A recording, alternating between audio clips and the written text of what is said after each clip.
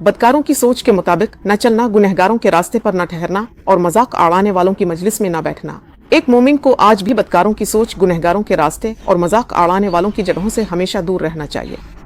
اسے خدا کے بچوں کی صحبت میں رہنا چاہیے۔ اتنے خطرناک زمانے میں تمہارا تبصرہ دعا ہونا چاہیے۔ خدا کے بچوں کے ساتھ رفاقت ایک عظیم طاقت ہے۔ ابتدائی مسیحی بھی کلام میں، دعا میں، روٹی توڑنے میں اور رسولوں کی تعلیم میں لگاتار مشغول رہتے تھے، اسی لیے وہ اپنی مصیبتوں کا مقابلہ کر سکے۔ انہوں نے مخالفتوں کا سامنا کیا، اگرچہ کلیسیا کو ظلم و ستم کا سامنا کرنا پڑا، لیکن جب تک وہ یکجہتی اور ایک دل ہو کر رفاقت میں رہے، انہوں نے عظیم طاقت کو محسوس کیا۔ ان کے خلاف بنائے گئے کوئی بھی ہتھیار کامیاب نہیں ہوئے۔ کلیسیا اس وقت سے لے کر آج تک بھی یہی تجربہ کر رہی ہے۔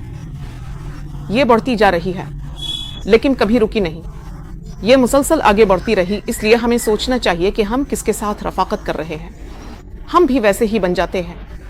ہمیں خدا کے بچوں کے ساتھ رفاقت کرنی چاہیے۔